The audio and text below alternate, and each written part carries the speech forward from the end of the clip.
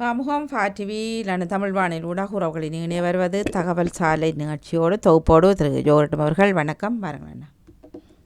வணக்கம் பாணி, வணக்கம் நேர்களே. மீண்டும் ஒரு தகவல் சாலை இணைந்து கொள்கிறோம். சில தொழில்நுட்ப கோளாறுகள் ஏற்படலாம், ஆனால் எதுக்கும் தயாராக இருப்போம். ஆனால் ஓரளவுக்கு இப்பொழுது எல்லாம் இயங்குவதாக தெரிகிறது. ஆகவே வளமை போன்ற அது நிகழ்ச்சியை 2 பாகமாக பிரித்து செல்வோம். அந்த ரீதியில் முதல் பாகத்துக்கு பிரித்தானியாவையும், 2ஆம் பாகத்து உலக செய்திகளையும் எடுத்துட்டு வரலாம். ஆனாலும் இன்று உலகத்தில் உள்ள எல்லோருக்கும் தெரிந்த ஒரே ஒரு விடயம், என்று டொனால்ட் ட்ரம்ப் என்ற ஒருவர் வந்த பின் உலகத்தினுடைய சமநிலை குலைந்து கொண்டு போகிறது. திருடன் நல்லவனாகவும் நல்லவன் திருடனாக காட்டும் ஒரு நிலை இருப்பதனால் பல நாடுகளில் பல குழப்பங்களை ஏற்படுத்தியுள்ளது. முதல் நாம் நமது பிரித்தானியாவுக்கு எந்த விதத்தில் பாதிப்பை ஏற்படுத்துகிறோம் என்று பார்த்துக் கொள்ளலாம். அதற்கு முன்பு பிரித்தானியா சம்பந்தப்பட்ட வேறு சில செய்திகளை கூட காணலாம். இன்று காலை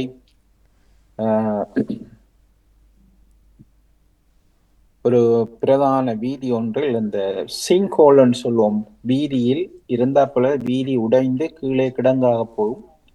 ஒரு பாதையில் 20 மீட்டர் அகலத்துக்கு ஒரு பாதை உடைந்திருந்தது இங்கு சரை பகுதியில். எதிர்பக்கமான வீதியில் இன்னொரு துண்டு உடைந்திருக்கு. அப்ப இதுல இருந்து தெரியுது இவ்வளவு காலம் இந்த மெயின்டெனன்ஸ் இப்படியெல்லாம் இந்த ரோட்டு போட்டிருக்கிறார்கள், அப்படி போடைக்கெல்லாம் அப்படி இருப்பது ஒன்றும் கண்டுபிடிக்கப்படவில்லையா, இல்ல தெரிந்தும் தெரியாமல் போட்டார்களா தெரியவில்லை. நல்ல வேளை மற்ற எதிர்ப்புறமாக இருந்த ஒரு வீட்டில் உள்ள கார் அது சரியா உடைஞ்சு அந்த சில்லு அந்த அந்த எல்லையை தொடுகிற அளவுக்கு இருக்கு. ஒரு கொஞ்சம் போனா அந்த கிடங்குக்குள்ளே கார் விழுந்திருக்கு. அந்த அளவுக்கு இருக்கு. இன்றைய படங்கள் எல்லாம் இருக்கிறது. வீதியை பார்த்தால் நீங்க இது வீதியான்ற மாதிரி இருக்கு. ஏறக்குறை 20 மீட்டர் அகலத்துக்கு வீதி முழுக்க உடைந்து கீழே விழுந்திருக்கிறது. இது முன்பும் இடைக்கிடை நடப்பது ஒன்று, ஆனால் இந்த அளவு அகலமாக இந்த அளவு மோசமாக நாங்கள் ஒன்றையும் காணவில்லை. முன்பு ஒரு தடவை நாங்கள் நமது நிகழ்ச்சியை செய்யும் போது இதே போன்று ஒரு கார் உண்டு, வீட்டு இரவு பார்க் பண்ணிட்டு படுத்தவர் விடியெழும்பி பார்த்தா அவருடைய காரை காணவில்லை. எங்கென்று பார்த்தா இந்த சிங்கோல் ஒன்றுக்குள்ள கார் விழுந்திருந்த கதை ஒன்று உண்டு. ஆகவே சிங்ஹோலோ SINK ஹோல் HOL ஹோல் ஓட்டை அப்படி அது வீதியில் நடக்கும். பல இடங்களில் நடப்பது. ஆனால் இவ்வளவு காலத்துக்கு பிறகு மீண்டும் சில இடங்கள் சின்ன ஒரு உடைப்பு இருக்கும், ஒரு கார் விழுகிற அளவுக்கு இருக்கும். இது இப்ப இதை காட்டினதை பார்த்தால் லோரி போனாலே கீழிறங்கும் போல் அந்த அளவுக்கு போயிருக்கிறது. பெரிய ஒரு ஆச்சரியத்துக்குரிய ஒரு விடயம். ஊர்ல மாட்டு வண்டியில் போற ரோட்டு இப்படித்தான் இருக்குமாண்டு இப்ப கடமுடாண்டு இருக்கிறது ஓட்டை சொல்லுமா. அப்ப ஆனால் இப்போ வர ரோட்டுகள் ஏதோ கிட்டி கிட்டி இருப்பார்கள். ஆனால் இப்போ எங்கள் பகுதியில் உள் ரோட்டுகள் எல்லாம் கொஞ்சம் க்ளீனாக நல்லபடியாக போட்ட மாதிரி இருக்கின்றது, திருத்தின மாதிரி. ஆனால் பல ரோட்டுகள் ஊர் ரோட்டையும் இப்போ இப்படியே இல்லாது, அங்கேயே காப்பீட்டு ரோட்டு அழகாக வந்து விட்டது. இப்போ இங்கே வீதிகள் பல மோசமான நிலை காணப்படுகிறது. ஒரு 2 மாசத்துக்கு முன்புதான் வீதியை புதிதாக பாதை போட்டிருப்பார்கள். ஒரு மாத இடைவெளிக்குள் பார்த்தால் இன்னொருவர் அதை கிண்டுவார், இன்னொருவர் கிண்டிட்டு போவார். பிறகு எல்லாம் சேர்ந்து பார்த்தால் அந்த இடத்தில் ஒரு பெரிய கிடங்காகவே இருக்கும். நான் இன்று கூட அதை அவதானித்தேன்.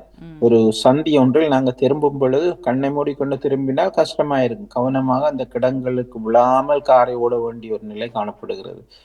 இது என்றும் உள்ள நிலைதான்.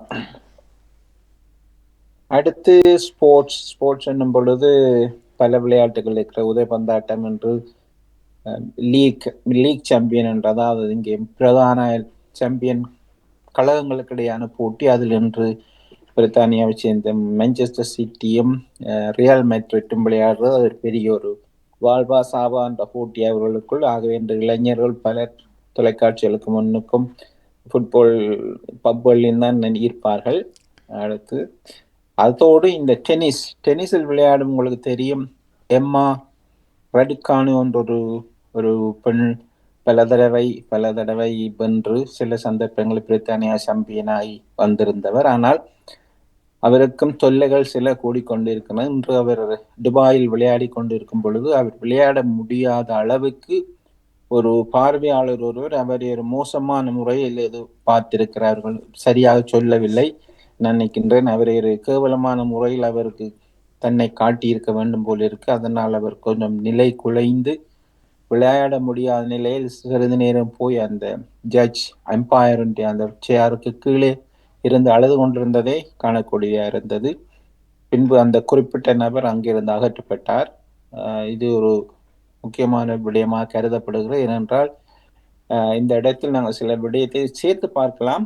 உங்களுக்கு தெரியும் தெரியாது, ஜெர்மனியை சேர்ந்த ஸ்டெபி கிராப் என்ற ஒரு அப்பொழுது இளம்பெண், இப்பொழுது அவர் பெரிய ஆள், அவரும் இப்படித்தான் விளையாடி கொண்டிருக்கும் பொழுது அவர் மீது ஒரு ஒரு என்ன சொல்றது, முட்டாள்தனமான ஒரு காதல் கொண்ட ஒருவர் அவர் செல்லும் இடமெல்லாம் சென்று அவருக்கு தொல்லை கொடுத்தவர். ஆனால் பின்பு அந்த தன்னுடைய நாட்டில் உள்ளவரை இவர் வெல்லக்கூடாது என்பதற்காக, பழிவாண்டுவதற்காக ஸ்டெபிகிராப் என்பவருக்கே முதுகில் கத்தியால் குத்தி இருந்த ஒரு நிலை இருந்தது பல வருடங்களுக்கு முன்பு. இதை ஜெர்மனியில் உள்ளவர்களுக்கு தெரியும். தன்னுடைய பகுதியில் உள்ளவர் வெல்லணும் என்பதற்காக எதிரியை கத்தியால் குத்தும் ஒரு நிலை கூடி இந்த ஸ்போர்ட்ஸில் இருக்கிறது. அப்படி இருக்கிறது. அடுத்ததாக இந்த பிரித்தானியா பொறுத்தவரையில் 2-3 விடயங்களை இப்பொழுது கவனிக்கலாம். ஒன்று, பிரதமர், எங்களுடைய புதிய பிரதமருக்கு நிறையவே தொல்லைகள் கொடுத்து கொண்டே இருக்கிறது ஊடகம். அவர் செய்வது சரியா பிள்ளையா. ஆனால் இந்த வாரம், இன்று புதன்கிழமை, பொதுவாக புதன்கிழமையில் பாராளுமன்றத்தில் நடைபெறும் பிரதமருக்கான கேள்வி நேரம் ஒன்று இருக்கிறது. நாங்கள் வழமை போல சொல்லுவோம், மிக காரசாரமாக இருக்கும். ஆனால் இந்த முறை இவர்களுடைய பேச்சு குறித்து ஒரு உயர் நீதிபதி, அதாவது தன்னுடைய கருத்தை வெளியிட்டிருந்தார். இந்த பிரதமர் சரி, எதிர்கட்சி தலைவர் சரி, கதைத்த முறைகள் ஒரு அளவுக்கு அதிகமான முறை. அதாவது எப்படி என்றால், இந்த அகதிகள் வருகை சம்பந்தமான ஒரு விவாதம் ஒன்று போய் கொண்டிருந்தது. அதில் குறிப்பாக இந்த யுக்ரைனில் இருந்து போரின் போது சிலரை அப்படியே வரவேற்றார்கள். இங்கே எல்லோருக்கும் ஞாபகம் இருக்கும் என்று நினைக்கிறேன். அவர்களை நேரடியாக கொண்டு வந்து ஒரு டெம்பரரி விசாவை கொடுத்து இங்கு உள்ள வீடுகளில் வைப்பதற்கு அல்லது வேறு கட்டிடங்கள் தங்குவதற்கான ஆயத்தம் எல்லாம் செய்து கொடுத்தார்கள். அது பின்பு அது ஓரளவுக்கு அந்த போரின் நிலைமை சற்று மாறும் பொழுது அந்த திட்டத்தை நிறுத்தினாலும் அதில் வந்தவர்கள் சிலர் இருக்கிறார்கள், சிலர் பாதிக்கப்பட்டிருக்கிறார்கள். ஆனால் இப்பொழுது இங்கே நடக்கும் காசா பிரச்சனை வரும் பொழுது சிலர் அதை எடுத்து சொன்னார்கள், யுக்ரைனுக்கு வந்தது போல் காசாவில் உள்ளவர்களையும் ஏன் நாங்கள் இங்கே அழைக்கக்கூடாது என்ற ஒரு விடயம் வரும் பொழுது அது எதிர்கட்சி தலைவர் அதனை கடுமையாக சாடியிருந்தார். எந்த அடிப்படையில் நீங்கள் கொண்டு வர பார்க்கிறீர்கள், எந்த சட்டத்தை வைத்து எதனை கொண்டு வந்து என்று அவர் கடுமையாக பேசியது. அந்த பேச்சு அல்ல, அந்த ஒரு அகதிகள் வருகைக்கு இவ்வளவு மோசமான முறையில் இவர்கள் அதை ஒரு பகடைக்காய பாவிக்கிறார்கள் என்பதை குறித்து ஒரு நீதிபதி தன்னுடைய கருத்தை வெளியிட்டிருந்தார். தான் பிரதமரை சரி, எதிர்கட்சி தலைவரை சரி, இந்த அகதி விவகாரத்தை மோசமான முறையில் நடத்தக்கூடாது என்று கூறியிருந்தார். இப்பொழுது அந்த கூறிய நீதிபதிக்கு எதிராக போர்க்கொடி தூக்குகிறார்கள் இந்த குறிப்பாக கன்சர்வேட்டிவ் கட்சி, டோரி கட்சியினர். அதப்படி அவர் அப்படி கூற முடியும், நாங்கள் சட்டப்படி தானே செய்கிறோம் என்று. அது ஒரு பிரச்சனை ஒன்று இப்போ புதுசாக ஓடிக்கொண்டிருக்கிறது. அடுத்தது இந்த நிதி நிலைமை. எமது புதிய நிதியமைச்சர் ரேச்சல் ரீவ்ஸ் அவர் கடுமையான பல சட்டங்களை கொண்டு வருவதனால் பலர் பாதிக்கப்பட்டிருக்கிறார்கள், அதில் இல்லைன்னு சொல்ல முடியாது. ஆனால் இதே சந்தர்ப்பத்தை பயன்படுத்தி இப்பொழுது ஊடகங்கள் கடுமையான தாக்குதலை தாக்க ஆரம்பித்துள்ளன. அதிலும் குறிப்பாக அவருடைய தனிப்பட்ட கணக்கு வழக்குகள், அவர் முந்தி வேலை செய்த இடத்தில் செய்த விடயங்கள் என்று சிலவற்றை கொண்டு வந்து உள்ளேக்கு போட்டு அந்த எப்படியோ இவரை அடுத்த முறை பதவிக்கு வரக்கூடாது என்பதோடு மட்டுமில்லை, புதிதாக வந்த அரசாங்கம் நிலைக்கக்கூடாது என்ற விடயத்தில் இங்கே ஊடகங்கள் பகிரங்கமாக இயங்குவதை காணக்கூடிய இருக்கிறது. இதற்கு இன்னொரு புறம் இந்த நைஜல் ஃபராஜ் என்பவருடைய கட்சி, புதிதாக கட்சிக்கு கட்சி பேர் மாற்றி வருவார். அவருடைய வருகை என்பது ரிஃபார்ம் யூகே, அதாவது பிரித்தானியாவை புனருத்தானம் செய்யவும், அதான் அவருடைய தலையங்கம் ரிஃபார்ம் யூகே. அது இப்பொழுது எப்படி என்றால், அந்த கூடுதலாக அந்த இனவாதத்தை மற்றது வெளிநாட்டு வருகையை ஆதாரமாக வைத்து இங்கே பொதுமக்கள் இடையே உள்ள அந்த கோபத்தை தூண்டி அதன் மூலம் முன்பு பதவியில் இருந்த கன்சர்வேட்டிவ் கட்சி, டோரி கட்சி பதவியை இழப்பதற்கு காரணமாக இருந்தது அவர்கள் தான் முக்கியமாக. ஏனென்றால் அந்த நேரத்தில் நேரடியாக இந்த ரிஃபார்ம் என்ற கட்சி கன்சர்வேட்டிவ் கட்சியை தாக்கியதனால் அவர்கள் செல்வாக்கிழந்து பல மோசமான தேர்தல் விளைவை கண்டு கொண்டார்கள். ஆனால் இப்பொழுது மீண்டும் அதை சூடாக ஆரம்பிக்கிறார்கள். எப்படி என்றால், ஓரளவுக்கு வெற்றி கண்டு விட்டார்கள் கன்சர்வேட்டிவ் கட்சியை வீழ்த்தி.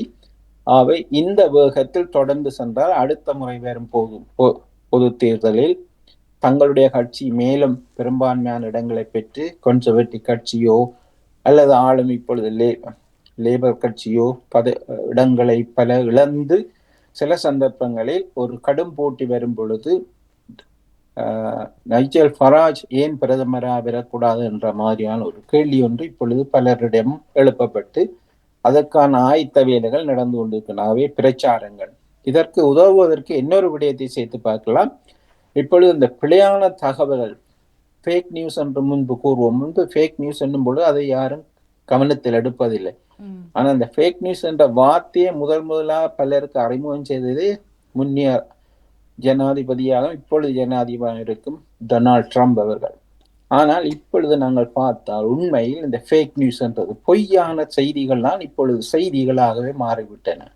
அதற்கு உள்ளது போல் வீடியோவை எடுத்து நம்பர்களை சொல்லி இப்படி நடந்தது, இங்கே நடந்தது, அங்கே நடந்தது என்று கூறி மக்களை குழப்பி அவருடைய சிந்தனையை வேறு பக்கம் திசை திருப்புகிறார்கள். அதற்கு இப்பொழுது இந்த இணையதளங்கள், இந்த சிறிய மல்டிமீடியா இவர்களுடைய அதை பார்க்கும் மக்களுடைய தொகை கூடுவதனால் அதன் மூலமான பொய் தகவல்கள் பரப்பப்படும். உதாரணமாக அமெரிக்க ஜனாதிபதி தேர்தலின் போது அந்த மெக்சிகோவிலிருந்து வந்தவர்கள் வெள்ளையர் வீட்டில் உள்ள நாய்கள் பூனைகளை எல்லாம் பிடித்து கரை வைத்து சாப்பிட்டார்கள் என்ற செய்தியை நேரடியாகவே டொனால்ட் ட்ரம்ப் அவர்கள் கூறியிருந்தார். அதை பலர் நம்பாவிட்டாலும் அதை நம்புவதற்கென்று ஒரு கூட்டம் இருக்கிறது. அதனால் அதன் வெறுப்பு கொண்டு அதே மக்களை கொண்டே வாக்களித்தார்கள். ஆகவே இந்த ஃபேக் நியூஸ் என்றது இப்பொழுது பிரித்தானியாவுக்கும் இது ஒரு ஃபேக் நியூஸ் இப்பொழுது உதவ போகிறது. எப்படி என்றால், நைஜல் ஃபராஜ் என்று இங்கே உள்ளவரும் அங்கே அமெரிக்காவில் வந்த புதிதாக தெரிவு செய்யப்பட்ட அரசாங்கமும் அதுக்கு ஆதரவான எலோன் மஸ்கும் இந்த மீடியாவை தங்கள் கையில் வைத்திருக்கிறார்கள். அவர்களிடம்தான் சகல விதமான மீடியாக்களும் அம்பிட்டு இருக்கிறது. இந்த ஃபேஸ்புக்கோ மெட்டா என்று சொன்ன எதுவும் ஆகவே அவர்கள் தொடர்ந்து பிழையான நம்பர்களை, பிழையான செய்திகளை கொடுத்து கொண்டு வரும் பொழுது அதுவே செய்தியாக நம்பும் ஒரு காலமாக வந்துள்ளது. ஆகவே இப்ப பிரித்தானியாவிலும் இந்த இருக்கும் அரசாங்கத்துக்கு தொல்லை கொடுப்பதற்காக அவர்களுடைய கட்டம் ஆரம்பித்து விட்டது. அதே நேரம் இதே ஃபேக் நியூஸை இப்பொழுது ஜெர்மனியில் பயன்படுத்தி கொண்டிருக்கிறார்கள். நீங்கள் எல்லோரும் அவதானித்தால் 2-3 தடவை ஜெர்மனியில் அந்த மக்களிடையே வாகனத்தில் சென்று வெளிநாட்டவர்கள், அதாவது ஆப்கானிஸ்தானை சேர்ந்தவர் மற்றது ஒரு சவுதி அரேபியை சேர்ந்த ஒரு டாக்டர் மக்களிடையே சென்று தன்னுடைய காரினால் மோதி கொன்றது, இது போன்ற நிகழ்ச்சிகளினால் வெளிநாட்டவர் மீது கடுமையான வெறுப்பு உண்டாயிருக்கிறது. இந்த நேரம் பார்த்து அவர்கள் பிழையான செய்திகளை கூடுதலாக கொடுத்து கொண்டிருக்கிறார்கள். இன்னும் ஒன்று, இப்பொழுது இனி அடுத்த வாரங்களில் நடக்க போகும் ஜெர்மன் பொது தேர்தலில் இந்த இடதுசாரி கட்சிகள் விட்டு தீவிர வலதுசாரி கட்சி AFP என்ற அந்த தீவிர வலதுசாரி கட்சி பதவிக்கு வரும் ஒரு அளவுக்கு, அந்த அளவுக்கு மக்களிடையே இந்த பிரச்சாரங்கள் வலுத்து கொண்டு போகிறது. அதே நேரம் அமெரிக்காவில் இருந்து நேரடியாக இந்த எலான் மஸ்க் என்பவர் இந்த வலதுசாரி கட்சிக்கு ஆதரவு செய்து அவர்களுக்கு வாக்களிக்க வேண்டும் என்று பகிரங்கமாக கேட்டுக்கொண்டிருக்கிறார்கள். ஆகவே இப்பொழுது ஒவ்வொரு நாடாக தங்களுடைய அந்த பொய் பிரசாரத்தை பெரிதாக கொண்டு வர, இதற்குத்தான் டொனால்ட் ட்ரம்ப் பதவிக்கு வர முற்பட்டவர். ஏனென்றால் முழு உலகையும் முட்டாள்களாக்கி தான் சொல்வதுதான் சரி என்றும் தான் பதவியில் இருக்கும் அவ்வளவு காலத்துக்குள் தன்னால் முடிந்தவற்றை செய்து போகலாம் என்று அவர் செய்து கொண்டிருக்கிறார். அந்த ரீதியில் அடுத்த ஒரு இதே விஷயத்தில் விழப்போகும் மற்றொரு நாடு பிரான்ஸ். 2027 மட்டில் அங்கே 26-27 நடக்க போகும் தேர்தல்களில் இதே போன்று இப்பொழுதே அங்கே வலதுசாரிகள் லூப்பென் போன்றவருடைய கட்சி ஒரு அளவுக்கு பதவியை பிடிக்கும் நிலை காணப்பட்டு கொண்டிருக்கிறது. இந்த எலான் மஸ்க் போன்றவர்களுடைய பிரச்சார தந்திரங்கள், பொய்கள் எல்லாம் கூறி அங்கேயும் ஒரு மிகவும் ஸ்திரமற்ற ஒரு அரசாங்கமாக ஒரு ஆபத்து இருக்கிறது. ஆகவே இப்பொழுது தொடர்ந்து எல்லா பிள்ளையார் சொல்லி போட்டது போல் டொனால்ட் ட்ரம்ப் அவர்கள் பதவிக்கு வந்த பின் பல நாடுகளில் மிக மோசமான விளைவுகள் காணப்படுகிறது. இது இப்படி இருக்க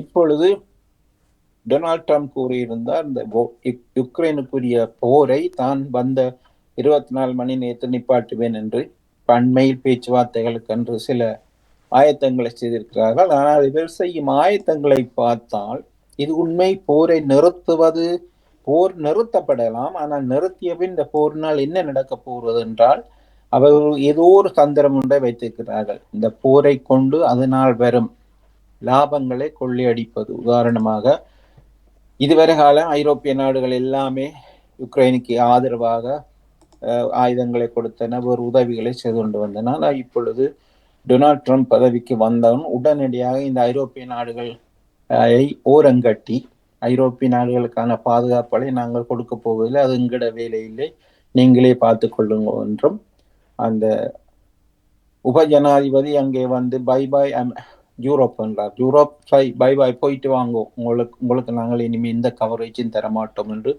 பகிரங்கமாக கூறினார். அதே போல இந்த இலான் மஸ்க் என்பவரும் இதே கருத்தை தெரிவித்துக் கொண்டிருக்கிறார்.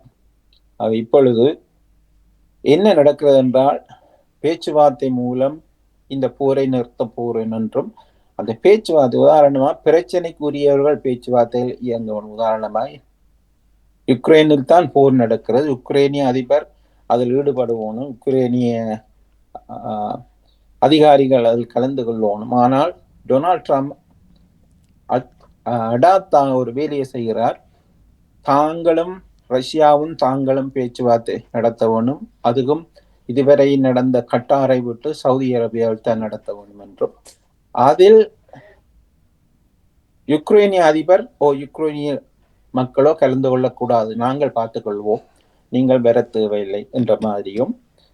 அமெரிக்காவிலிருந்து அவருடைய விசேட தூதுவர் ஒருவர் வந்திருந்தார். அவரை 2-3 தினங்களுக்கு முன்பு இந்த விடயம் பற்றி கேட்ட பொழுது அவர் சொன்ன மறுமொழி ஆச்சரியமாயிருந்தது. கனபேர் வந்தால் அங்கே எதுவுமே நடக்காது, இந்த ஐரோப்பிய நாடுகள் வந்தால் அங்கே எதுவுமே நடக்காது, ஆகவே அவர்களை ஓரங்கட்டி விட்டு ரஷ்யாவும் அமெரிக்காவும் இதில் தலையிடுவோம் என்று. அப்படி என்ற பொழுது இதுவரை காலம் ஐரோப்பிய நாடுகள் கொடுத்த உதவி ஒரு புறம் இருக்கு, ஐரோப்பிய நாடுகளுக்கான பாதுகாப்பையும் அவர் விட்ரோ பண்றார். அதே நேரம் நேட்டோ போன்ற நாடுகளுக்கான சப்போர்ட் இருக்கிற ஆதரவையும் தான் விலக்கிக் கொள்வதாகும். மிக ஆபத்தான நிலை இருக்கிறது என்றால் நேட்டோ நாடுகளில் உள்ள பின்லாந்து, ஸ்வீடன் போன்ற நாடுகள் எல்லாம் ரஷ்யாவுடைய எல்லையோடு உள்ள நாடுகள்.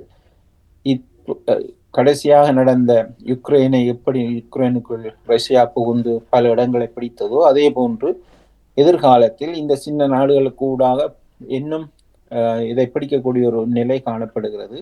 இதனால் தான் எல்லோரும் அஞ்சுகிறார்கள், ரஷ்யாவை இப்படியே விட்டால் சிறிதாக ஒவ்வொரு நாட்டுக்குள் போவார்கள், ஆகவே இந்த போரை நிறுத்தி ஏதோ ஒரு விதத்தில் ஒரு பாதுகாப்பை தேட வேண்டும் என்று. அப்பொழுது இந்த ஐரோப்பிய நாடுகள் ஒரு விடயத்தை கொண்டு வந்தார்கள். அப்படி என்ன ஒரு சமாதான படை போன்ற ஒரு பீஸ் கீப்பிங் போர்ஸ் ஒன்றை அந்த எல்லைகளுக்கு இடையே நிப்பாட்டி இந்த போர்களை தடுக்கலாம் என்று சொன்னால் உடனடியாக அதுக்கு எதிர்ப்பு வந்து விட்டது ரஷ்யாவிலிருந்து. தங்களுடைய அந்த எல்லைகளுக்கிட்ட எந்த நேட்டோ உறுப்புகளும் அங்கே நிற்க தாங்கள் அனுமதிக்க மாட்டோம் என்று. அதே நேரம் 2 தினங்களாக இந்த டொனால்ட் ட்ரம்ப் என்பவரும் நேரடியாக யுக்ரைனை தாக்கிக் கொண்டே வருகிறார்.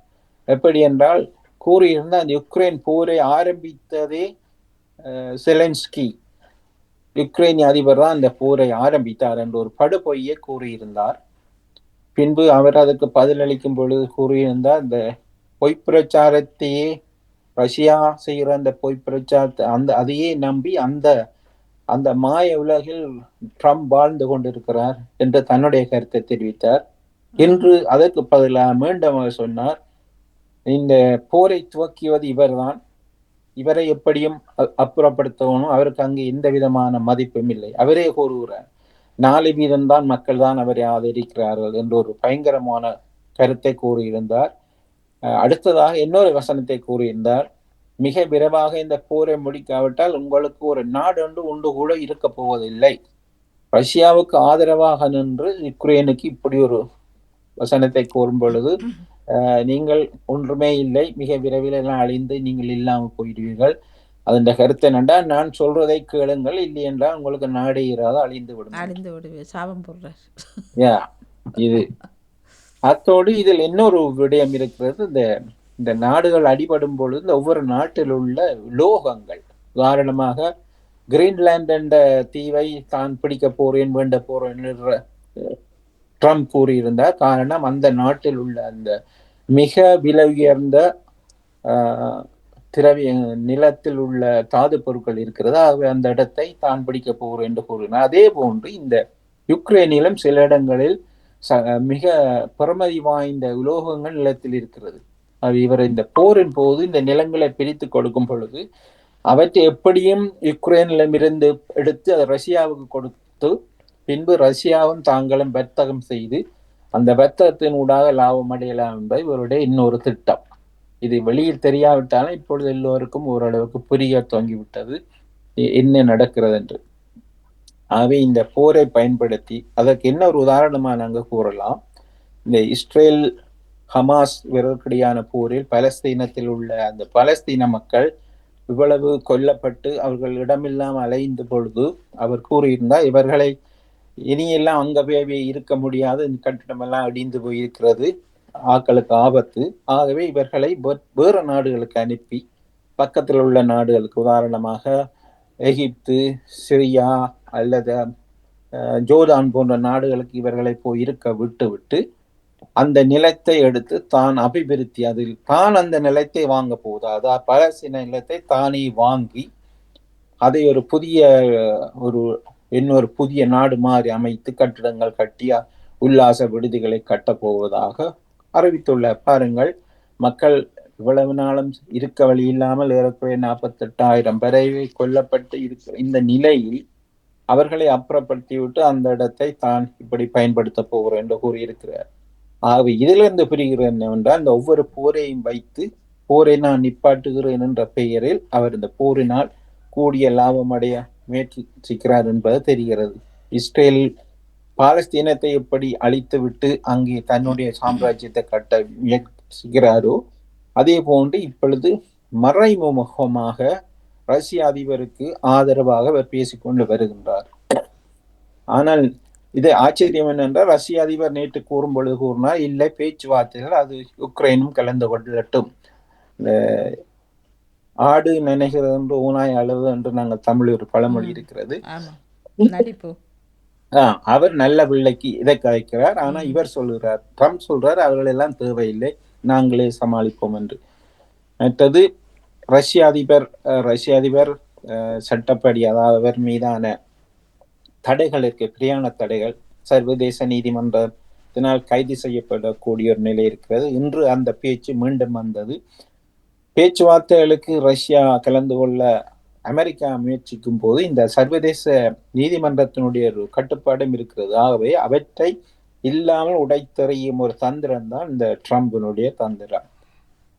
ஏனென்றால் இப்பொழுது அவர் பதவிக்கு வந்து இத்தனை நாளுக்கு இடையில் எத்தனையோ அதி பயங்கரமான சட்டங்களை கொண்டு வந்திருக்கின்றார். ஒவ்வொரு சட்டத்துக்கும் அவர் கையெழுத்திடுவார்.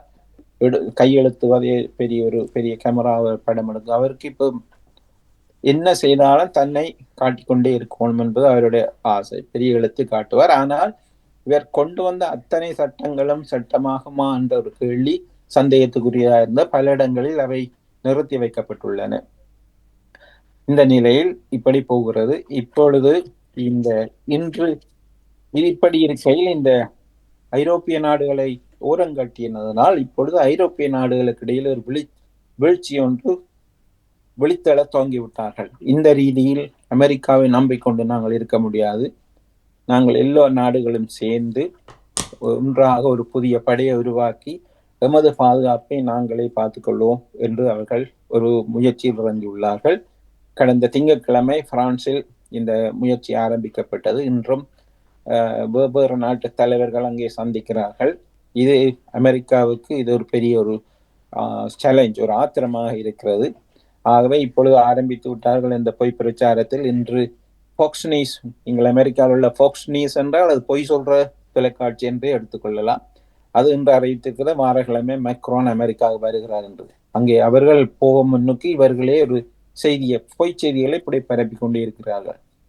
ஆகவே இப்பொழுது ஐரோப்பிய நாடுகள் ஒன்றாக சேரும் பொழுது இதில் இன்னும் ஒரு வேடிக்கையான நிகழ்ச்சி பிரித்தானியா செய்தியில் இந்த ஒன்றை எடுத்துக்கொள்ளலாம். முன்னாள் பிரதமர் போரிஸ் ஜோன்சன் கடுமையாக ஐரோப்பாவை எதிர்த்தது, பிரெக்சிட்டை கொண்டு வந்ததெல்லாம் அவர்தான்.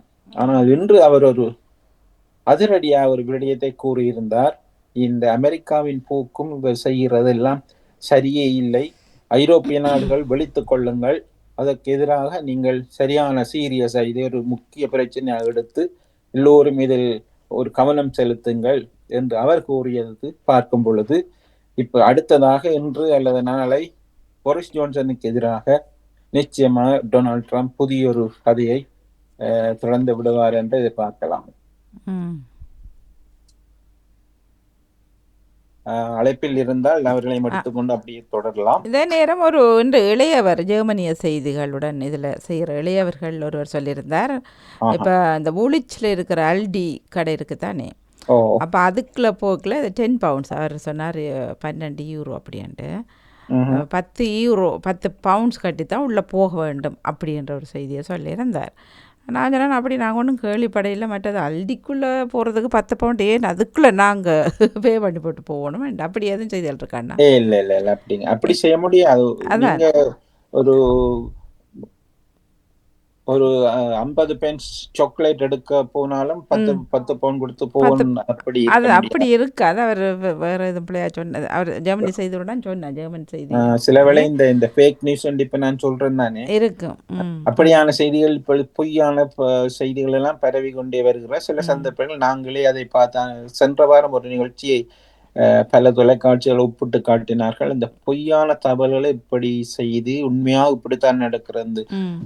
யூஎஸ் எய்ட்னு சொல்றாங்க, அமெரிக்காவினுடைய நிதி உதவி உலகம் பூராக உள்ள வறுமை நாடுகளுக்கு 1965ஆம் ஆண்டிலிருந்து கொடுத்து கொண்டு வந்த உதவியை சென்ற வாரம் திடீரென்று நிறுத்தி விட்டார்கள். நிறுத்திவிட்டு அவர்களுக்கு கொடுக்கும் அந்த காசை நிறுத்தி அந்த காசை எடுத்து அங்க தங்களுடைய பெரிய பெரிய வர்த்தகர்களுக்கு வரி விலக்காக கொடுக்கிறார்கள் இருக்கிறது. அதை தாங்கள் செய்யும் பொழுது அதை நியாயப்படுத்துவதற்காக இந்த பொய் தகவல் இணையங்களில் முக்கியமாக இதில் ஈடுபடுபவர்கள் யார்? ஆஞ்சலினா ஜோலி போன்ற உலக புகழ்பெற்ற நடிகை. அவர் உண்மையிலேயே உலக மனிதாபிமானத்துக்காக பல உதவிகள் செய்கிறார். ஆனா அவர் தங்கும் ஒரு ஹோட்டலுக்கு $27,000 கொடுத்து தங்குறார். அவரது இப்படியான செலவு எல்லாம் என்று பொய்த்தவர்களை சொல்லி மக்களை கோவப்படுத்தி தாங்கள் செய்வதை சரி என்று செய்ய முயற்சிக்கிறார்கள். மற்ற நாடுகள், கனடா போன்ற நாடுகள் வரி விதித்து அவர்களை பொருளாதார ரீதியாக வீழ்த்துவது. இதில் இவருடைய ஒரே ஒரு நோக்கம், இப்பொழுது நடக்கும் இந்த விடயங்களை பயன்படுத்தி ரஷ்யாவை ஓரளவு கூல் பண்ணி சமாதானப்படுத்தி தன்னுடைய கையில் வைத்துக் கொண்டு அடுத்து ஒரு பாய்ச்சல் ஒன்று புலிப்பாய்ச்சல் பாய போகின்றார் சைனா மீது முதல் தடவையாக பொருளாதார தடைகளை ஏற்படுத்தி அவர்களோடு சண்டையை போட்டு பின்பு வேறொரு சந்தர்ப்பம் பெறும் பொழுது சைனாவுக்கு எதிராக ஒரு பயங்கரமான ஒரு தாக்குதலை இவர் தாக்க இருக்கிறார் என்ற செய்திகள் ஓரளவுக்கு பல அரசியல் விமர்சகர்களுடைய கருத்தில் அடிபட்டு கொண்டிருக்கிறது. ஆகவே அவருக்கு எங்கே போனாலும் தனக்கு ஒரு லாபம் கிடைக்கும் என்றால் அவர் இதையும் செய்ய தயங்க மாட்டார். வணக்கம் வாணிமோகன் அவர்களே, ஜோரட்னம் அவரே, நான் கேட்டுக்கொண்டிருக்கிறேன். நீங்க சொன்ன மாதிரி கணக்க தகவல்கள் உண்மையோ பொய்யோ என்று சொல்ல இயலாத அளவுக்கு இருக்கிறது. இப்ப ரெண்டு கிழமைக்கு முதல் அமெரிக்காவின் பணக்காரரான ஒருவர் அவர் இறந்ததாக செய்தி போட்டு கீழே வருத்தங்களும் தெரிவித்திருந்தார்கள். ஆஸ்பத்திரியில இருக்கிற அந்த கட்டு போட்டபடியெல்லாம் காட்டி பேர்ந்து இறந்ததாக அப்படி பல செய்திகள் அப்படி வந்தபடிதான் இருக்கிறது. என்றால் அந்த மக்களுடைய சிந்தனையிலிருந்து அவர்களை குழப்பி வேற பக்கம் திருப்பி அதான் நடக்கும் பிரச்சனைகளை மறைப்பதற்கு. உதாரணமாக இந்த இஸ்ரேல் பிரச்சனையில் அங்கே கொல்லப்பட்டவர்களை ஓரளவுக்கு பலர் மறந்து விட்டார்கள். ஏனென்றால் அந்த செய்திக்கு பிறகு இந்த ரஷ்ய அதிபரோடு அவரோடு சமாதானம் செய்வதும் போர் நிறுத்தம் செய்தி வந்தவுடன் இதுவரை கொல்லப்பட்ட இந்த 48,000 பலஸ்தீன மக்களுடைய கதை அப்படியே அடிபட்டு போகிறது. இன்னொன்று முக்கியமா பெருசா தெரியக்க அந்த முந்தினது மறைஞ்சு விடும். அதான் இருகோடுகள் தத்துவம். இருகோடுகள், நீங்கள் இருகோடுகள் தமிழ் படம் பார்த்திருப்பீர்கள். ஒரு கோடு ஒரு பிரச்சனை என்று சொல்ல அந்த பிரச்சனையை சின்ன பிரச்சனையாக வேண்டும் என்றால் அதுக்கு பக்கத்துல ஒரு பெரிய கோடு போட்டு, அதான் இருகோடுகள் தத்துவம். இப்ப அதான் நடக்கிறது. முக்கியமா மக்கள் வேற ஒன்றை சிந்திக்காமல் வேற ஒன்றை காட்டி அவர்களை குழப்பத்தில் ஆழ்த்துகிறார்கள். அது போல இப்ப அவர் நாட்டம் கிரீன்லாண்ட கேட்டபடியே இப்ப டென்மார்க் மக்கள் இணையத்தனத்தை ஏற்படுத்தி அதுல மக்கள் கையெழுத்து போட்டு இப்ப அந்த கலிபோர்னியாவை டென்மார்க்கின் தலைநகரம் இந்த சொல்றவையாம். அங்க கூட டென்காரரும் இருக்கணும் டென்மார்க்காரர். அப்ப அந்த நாட்டை தாங்கள் வேண்ட ஒரு ட்ரில்லியனுக்கு என்று சொல்லி அந்த இணையதளத்துல போட்டுக்கொண்டு நிக்கணும் மக்கள். கதை அடிபடுகிறது எப்படி என்றால் அந்த டிஸ்னிலேண்ட் எதிராக டிஸ்னிலேண்ட் இருக்கிறதான அமெரிக்காவில் அந்த டிஸ்னிலேண்ட் இருக்கிற கலிபோர்னியா பகுதி. ஆகவே நாங்கள் கலிபோர்னியாவை வேண்டி நாங்கள் எங்களுடைய நாடாக வேண்ட போறோம் என்று அவர்கள் சவாலுக்கு சவால் விட்டு கொண்டிருக்கிறார்கள். இப்படி இருக்கிறது.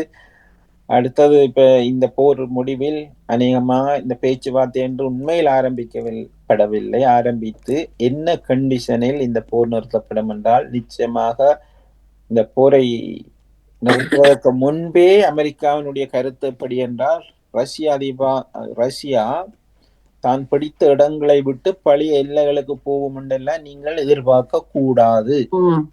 அவரே ஆயத்தான் சொல்ற, நீங்க எல்லாம் போவோம்னா பிடிச்சது பிடிங்கன்னு. இன்று 2-3 நாளைக்குள்ள இன்று மட்டும் எத்தனையோ ஏவுகணைகளை ஏவி பல வைத்தியசாலைகள் எல்லாம் உடைத்து நொறுக்கப்பட்டுள்ளது. இவ்வளவு பேச்சுவார்த்தை சமாதானம் என்று கதைக்கும் பொழுது அவர் தொடர்ந்து அடிக்கிறார் என்றால் ட்ரம்ப் இதை பற்றி கதைக்க மாட்டார் என்று துணிந்து நடந்து கொண்டு இன்று இந்த செய்தியை நாங்கள் கதைத்து கொண்டிருக்கும் பொழுது எத்தனையோ வைத்தியசாலைகள் தரமட்டமாக்கப்பட்டுள்ளன.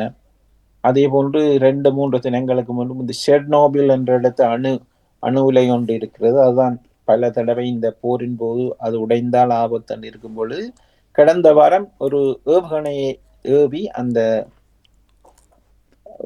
அணு உலையை மூடி பெரிய ஒரு கவர் மாதிரி ஒன்று இருக்கிறது. அந்த கவருக்குள் இவர்கள் தாக்கி இருக்கிற அது உடைந்து அங்கே வேலைப்பாடுகள் நடந்துருக்கு. ஆகவே பாருங்கள், அது உடைந்து உண்மையில் உடைந்தால் முழு ஐரோப்பாவுக்கும் இந்த கதிர்வீச்சுகள் பலருக்கு ஆபத்து வரும். இப்படியானவற்றை துணிந்து செய்கின்றார். இன்று பல இடங்களில் மின்சாரங்கள் போகாத அளவுக்கு அந்த மின்சார உற்பத்தி செய்யும் நிலையங்கள் எல்லாம் ஏவுகணைகள்னால் தாக்கி அழிக்கப்படுகின்றன. பல்லாயிரக்கணக்கான மக்கள் மின்சாரமின்றி ஒன்றுமில்லை இருக்கிறார்கள். -7 உரை பனியில்.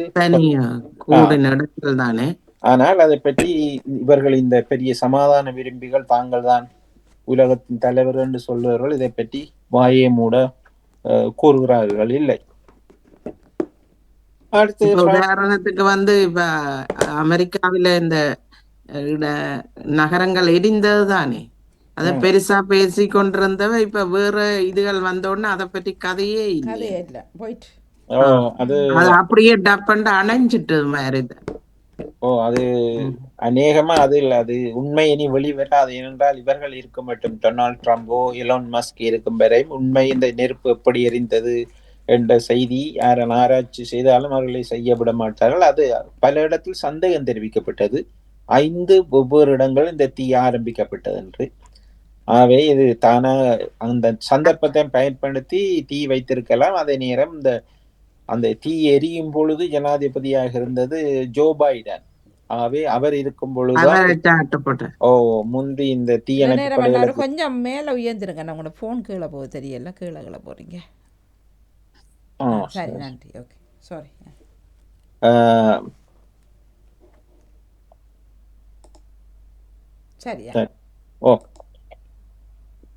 அடுத்த செய்தியாக இந்த பிரான்ஸ் பற்றிய சில செய்திகள் தர வேண்டி இருக்கிறது. பிரான்சில் இப்பொழுது அங்கே அரசியல் சிக்கல்கள் பல மாதங்களாக இருந்து ஓரளவுக்கு தணிகிறது என்று இருக்கும் பொழுது இப்பொழுது இருக்கிற அரசாங்கத்தை நம்பிக்கையில்லா தீர்மானம் மூலம் வீழ்த்துவதற்கு 3-4 தடவை முயன்று அதில் அரசாங்கம் தப்பி பிழைத்துக் கொண்டிருக்கிறது.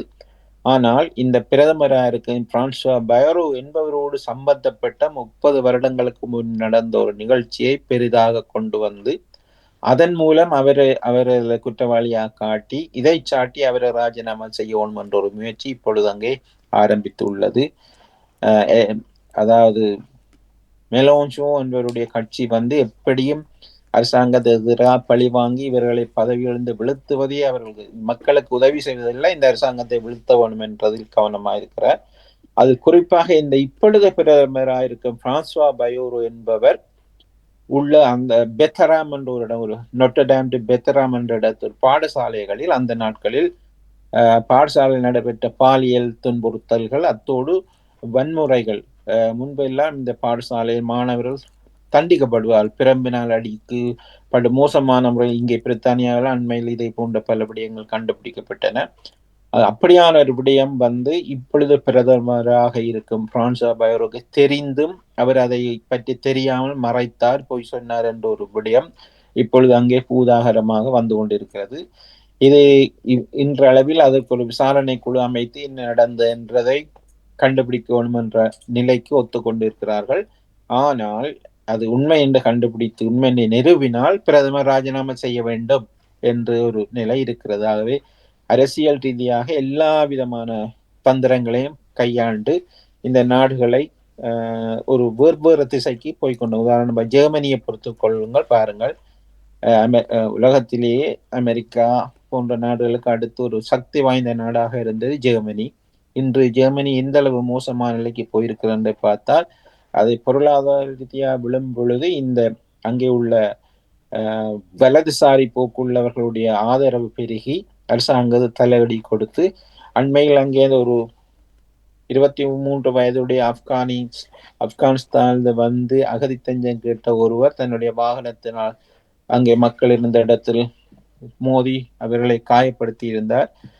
அங்கே உடனடியாக கூறப்படும் சொல்லு இதுதான், வெளிநாட்டவர்கள் அகதிகள் என்று. ஆப்கானிஸ்தான் இதே போன்று 2-3 தடவை நடக்கும் பொழுது ஒவ்வொரு தடவையும் ஒரு அந்த உள்ளூராட்சி தேர்தல் அல்லது அப்படி ஒரு தேர்தலுக்கு முன்னுதான் இப்படி நிகழ்ச்சி நடக்கிறது. ஆகவே ஒரு சந்தேகம் வருகிறது, இது வேணுமென்றே அவர்களை கொண்டு இந்த திட்டமிட்டு இந்த நிகழ்ச்சியை நடத்துகிறார் என்றால் அடுத்த சில வாரங்களுக்குள் ஜெர்மனியில் பொது தேர்தல் வருகிறது.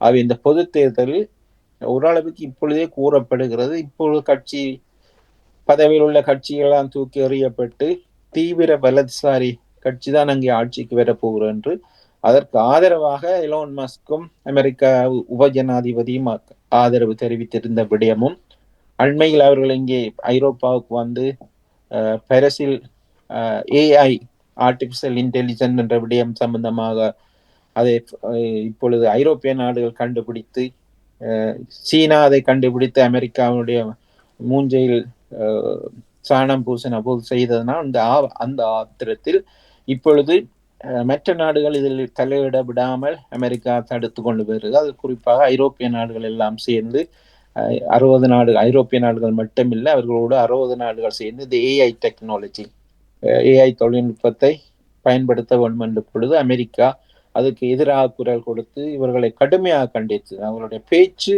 அவர்களை இந்த உலக தலைவர்கள் எல்லாம் முன்னுக்கு இருக்கிறார்கள், அவர்களை பார்த்து படு மோசமான ஒரு முறையில் அவர் தாக்கி இருந்தார்.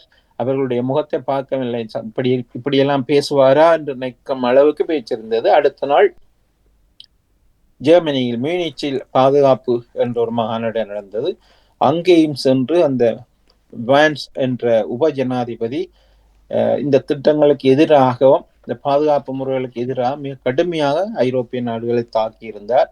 அங்கேதான் சொன்னார், இந்த ஐரோப்பிய நாடுகள் பற்றிய தங்களுக்கு அதை பற்றி கவலையிலே நீங்களே உங்கள் வழியை பார்த்துக் கொள்ளுங்கள் என்று பல மோசமான முறையில் நடத்துகிறார். வந்து பதவிக்கு வந்து இன்னும் ஒரு சில மாதங்கள் கூடி ஆகவில்லை. இப்படி என்றால் இவர்கள் இருக்கும் 4 வருடத்தில் உலகம் பூராக என்னென்ன அநியாயங்கள் நடக்கும் என்று நாங்கள் எதிர்பார்த்தே இருக்கலாம், எதிர்பார்த்திருப்போம். வேறு யாராவது இருக்கிறீர்களா கதை கேட்க? இல்லை, யாரும் இல்லை.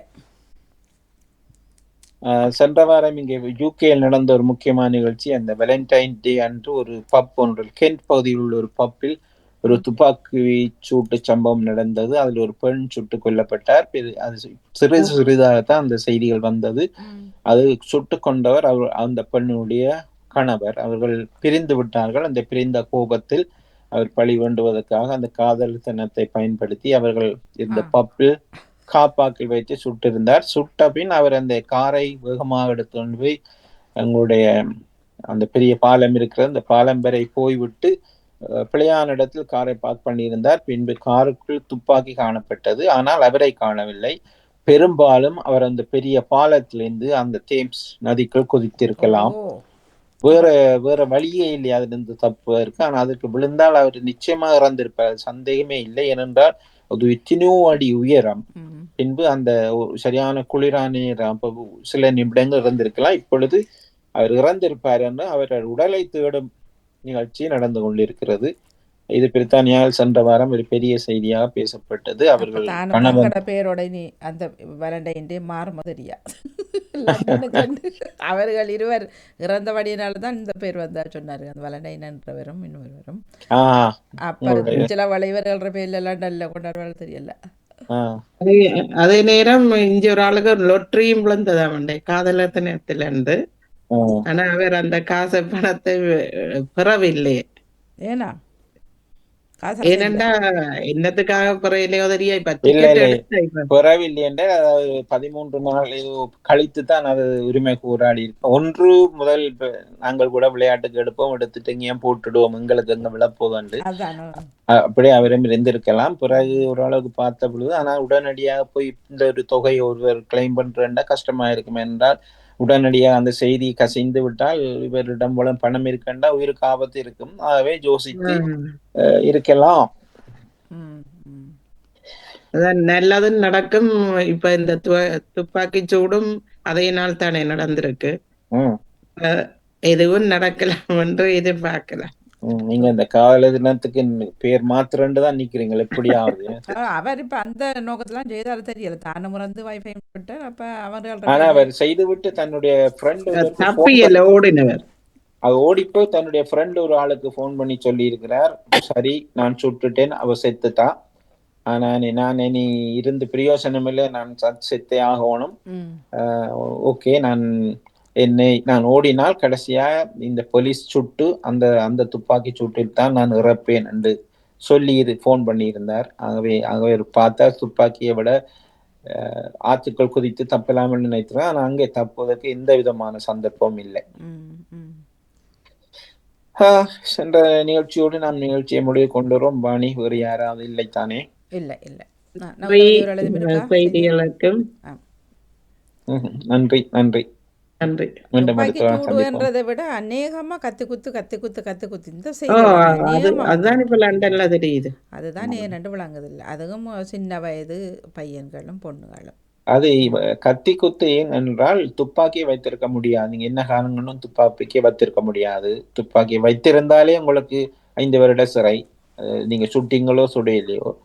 மற்றது அது சத்தத்தின் மூலம் அந்த செய்த இடங்கள் தெரிய வரும். ஆனா இரகசியமா குத்தும் பொழுது அவருக்கு தெரியாது. என்ன இல்ல, அதான் என்ன காரணங்கள் என்றோ தெரியுது இல்ல தானே, கத்தி குத்து அவ்வளவுதான்.